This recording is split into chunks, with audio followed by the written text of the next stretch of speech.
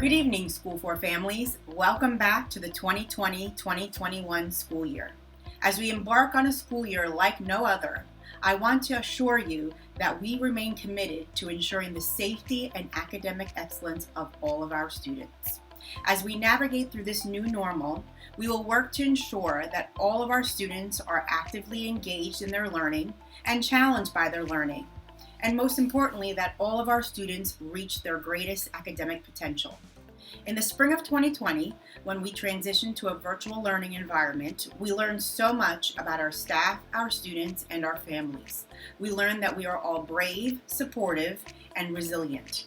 We pushed our students to learn new platforms and to collaborate with their teachers and peers online. Similarly, our teachers had to reconfigure everything they knew about teaching. There were bumps in the road, but those bumps were learning experiences for all involved. Our students will benefit from that as we continue to work towards creating an effective virtual learning experience for all of our students. As some of us prepare for a transition back into the school building, we felt it necessary to review a few changes in procedures here at School Number 4. So sit back, relax, and enjoy the video that we've put together for you. As always, please call or email me should you have any questions or concerns.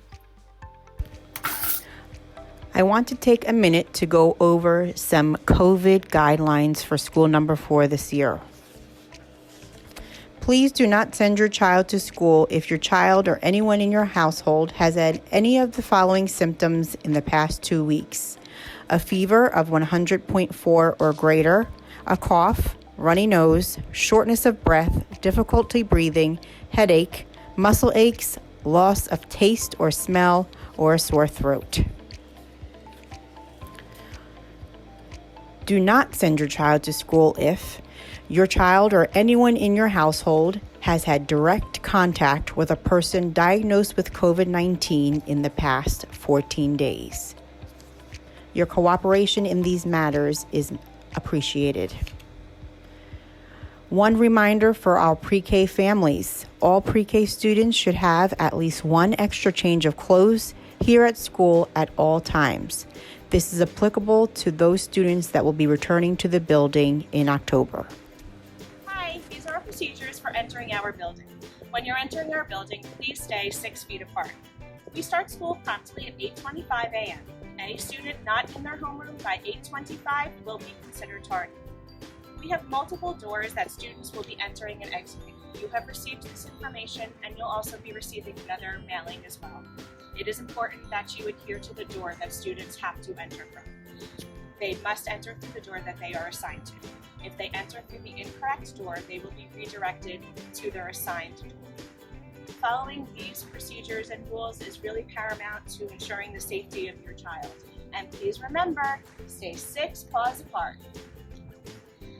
These are our procedures for dismissal. All classes will be assigned to specific doors to exit out of.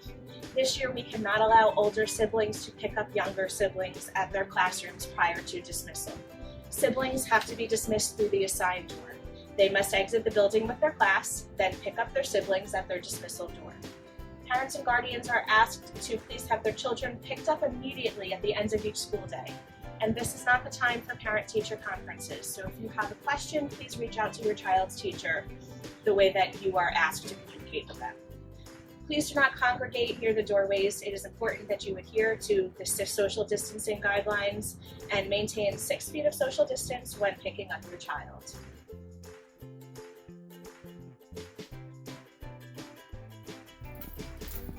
Good morning, Mrs. Phillips. Good morning, Mrs. DeVito.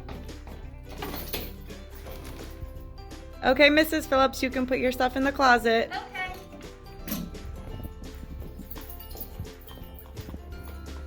My hook is hook number 10.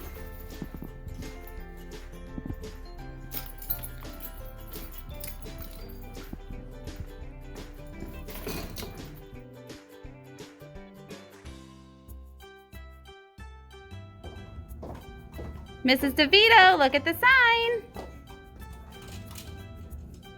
Oh no!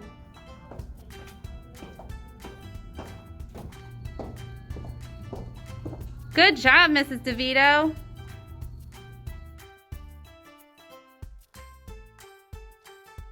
For everyone's safety, there will be sanitation stations strategically placed around the building.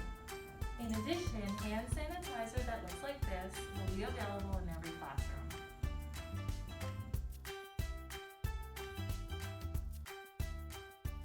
Hi, School4 community and my PE students and all the students here at School4. It's Miss Kreisberg. I'm speaking on behalf of myself as well as Mr. Scheich, who is here a few days a week as well. Just wanted to let you know that we can't mask our love for PE. We truly enjoy and love phys ed here at School4. When our students arrive at the door, you can see that there's some red feet on the floor, spaced 6 feet apart. That's where they'll wait and enter our gym.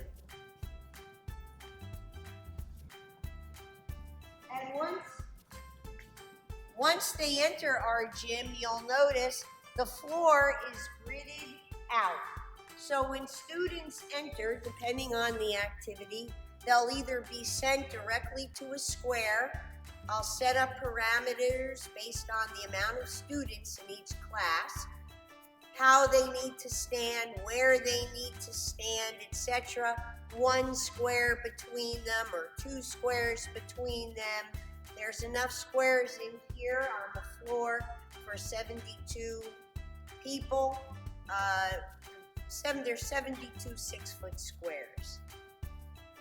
There'll be other items put in the middle of the square for other activities, but that's how our students will be safely spaced out in this day and time that we're going through. Upon leaving, students may be called by the color of the square. There'll be an item in that square, and they would walk around the red rectangle, and they would line up evenly spaced, approximately 6 feet apart.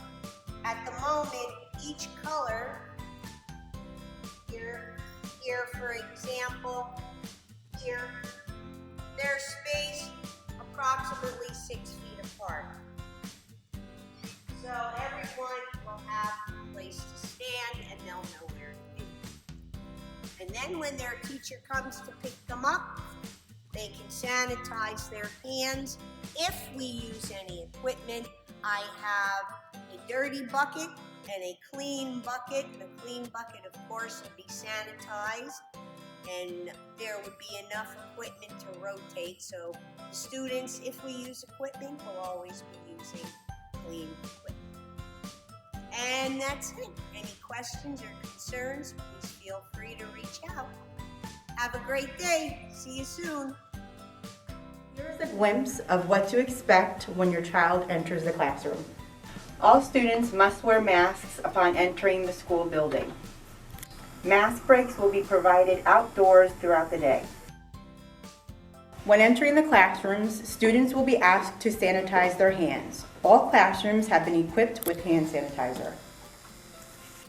Students will be assigned a designated area, cubby, or hook to keep their personal items, such as their book bags and jackets.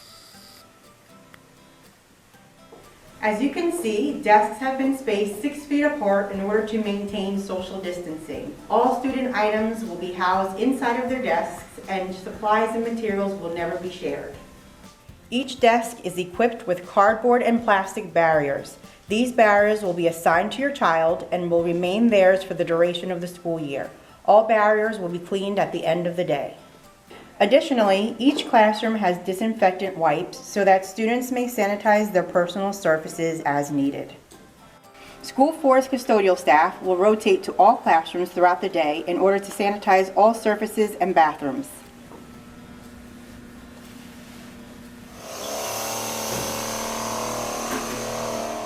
Floor markings have been laid to ensure that students maintain 6 feet of social distance when lining up to enter or exit the classroom. For those who have opted to remain on virtual instruction for the remainder of the trimester, we feel it is necessary to go over a few virtual learning norms. First, It is essential that you are on time for your classes. Act like you're at school. Please sit in one spot during class, preferably in a chair, at a table, or a desk. Keep yourself muted unless authorized to unmute by the teacher, and turn on your video. Please raise your hand when you need to speak. Listen to the teacher's instructions. Please refrain from eating while in live class. But most importantly, have fun and always do your best. Adhering to these few rules will ensure a productive learning experience for all students and teachers.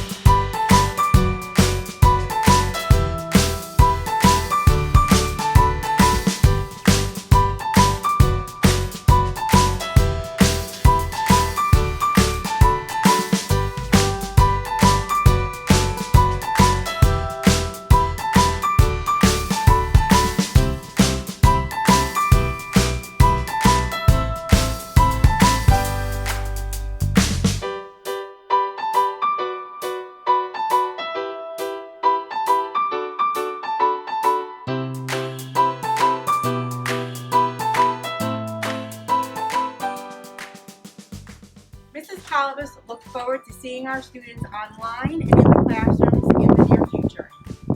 Together